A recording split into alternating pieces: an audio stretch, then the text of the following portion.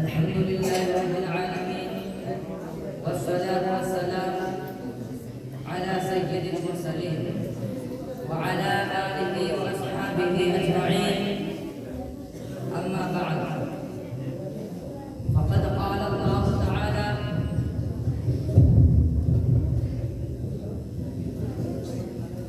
في القرآن المجيد والفرقان الحميد: أعوذ بالله من الشيطان الرجيم، بسم الله الرحمن الرحيم.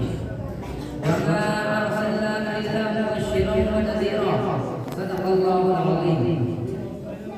میرا منہ اور سرکار مدینہ کے تنا خانی، میرا منہ اور سرکار مدینہ کے تنا خانی، مجھے معلوم ہے اپنے سخن کی تقدامانی.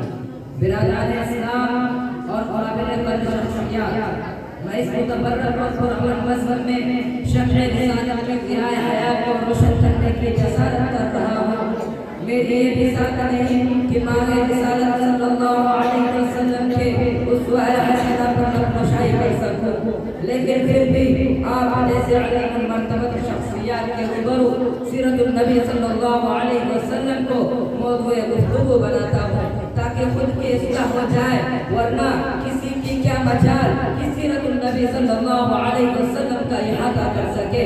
جیسے کہ شاعر رسول حضرت حسان رضی اللہ تعالی عنہ کا شعر ہے، جو انہوں نے اپنی مجبوری ظاہر کی اور فرمایا: ما ان مدحت محمدا بمقالتی ولكن مدحت مقالتی بمحمد. ترجمہ: میری یہ بھی ذات نہیں کہ میں اپنے اشعار سے مدحت رسول صلی اللہ علیہ وسلم کا حق ادا کر سکوں، لیکن ہاں میں نے ذکر رسول صلی اللہ علیہ وسلم سے اپنے اشعار کی ضرور مدح سرائی کی ہے.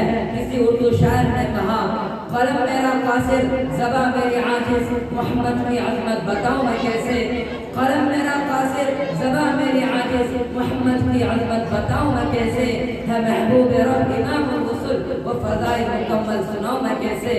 ملت اسلامیہ کے دھڑکتے دلوں بعزت نبوی صلی اللہ علیہ وسلم سے قبل پورے جزیرۃ العرب پر کوئی بھی حکمرانی کرنے کے لیے تیار نہیں تھا، اور نہ نظام مکمل تھا، اور عدالت و انسانیت، امانت و دیانت، صلاح و تقوی اور زہد و ورع کا جنازہ نکل چکا تھا، اور شرافت و عزت کی کلیاں مرجھا چکی تھی. شرک و ضلالت کی تاریکی ہر صف نظر آ رہی تھی. نفرت، ظلمت، سخاوت اور عداوت کا دور دورہ تھا.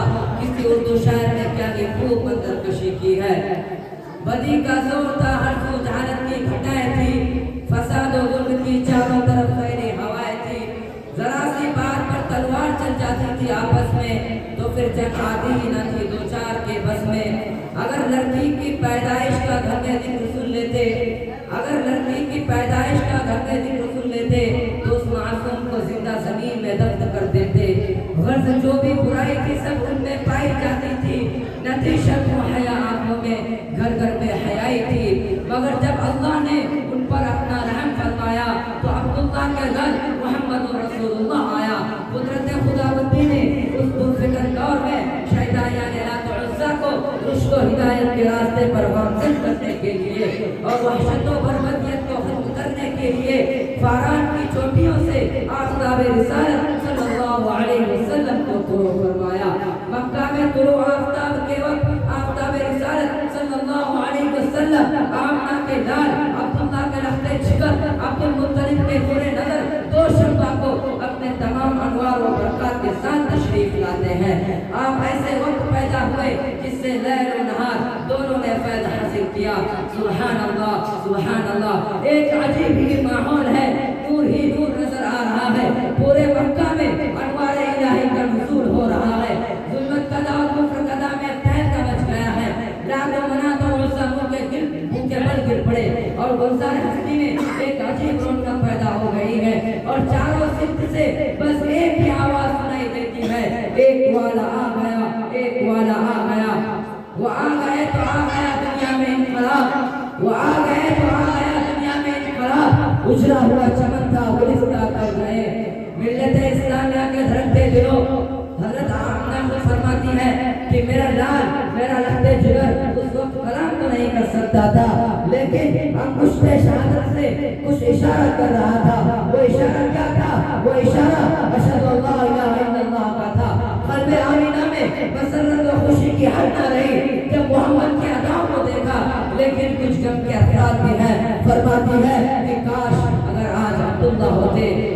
لفظ جگر کو جو چاند سے بھی زیادہ خوبصورت ہے دیکھ کر کتنا خوش ہوتے اور کچھ کھلونا وغیرہ لاتے تو غیب سے آواز آتی ہے کہ اے آمینہ فکر مت کرو، میں اس کا رب ہوں، مربی بھی، استاد بھی اور سب کچھ میں ہوں اس کا۔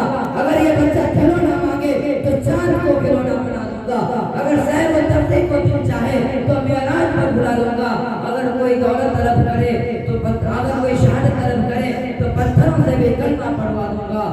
ملت اسلامیہ کے پاس مانو، اس کے بعد عبد المطلب آتے ہیں اور سوال کرتے ہیں کہ اے آمینہ کوئی نام سوچا ہے؟ تو آمینہ کہتی ہے جب سے یہ بچہ پیدا ہوا ہے نہ قلب پر قابو ہے نہ زبان پر قابو ہے، ذہن میں کئی نام آتے ہیں لیکن قلب میں یہ دستک کرتی ہے محمد صلی اللہ علیہ وسلم۔ عبد المطلب کہتے ہیں سبحان اللہ، اے آمینہ میں نے اس نام کو پورے جزیرۃ العرب میں نہ کہیں دیکھا اور نہ سنا۔ تو حضرت آمینہ کہتی ہیں آپ نے تو اس نام کو نہیں سنا ہوگا، اس جیسا بچہ بھی پورے جزیرۃ العرب ہی کیا پورے دنیا میں کہیں موجود نہ ہوگا، کیونکہ یہ وہ بچہ ہے جس کی تعریف خود رب کائنات کرتا ہے وَرَفَعْنَا لَكَ ذِكْرَكَ۔ ملت اسلامیہ کے پاس مانو آپ صلی اللہ علیہ وسلم کا نام صرف محمد ہی نہیں تھا بلکہ عنوان بن چکا تھا۔ آپ صلی اللہ علیہ وسلم کو تمام محسن کا ایک خوبصورت گلدستہ بنا دیا تھا۔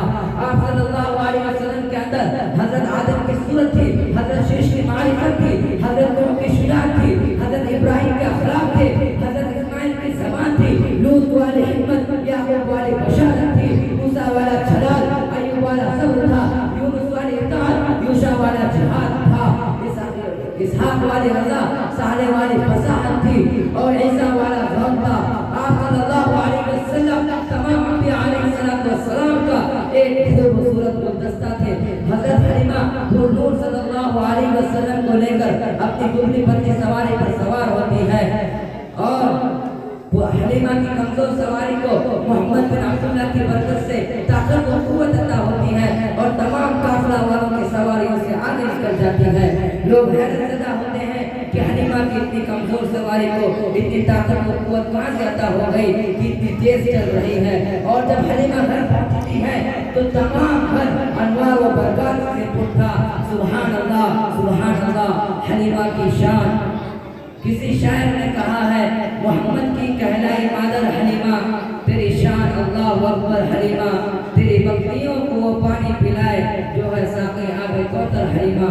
انہی باتوں کے ساتھ میں اپنی تقریر کو ختم کرتا ہوں۔ اللہ تبارک و تعالی ہم سب کو حیات طیبہ کو نمونہ بنا کرنے کی توفیق عطا فرمائے، آمین۔ وآخر دعوانا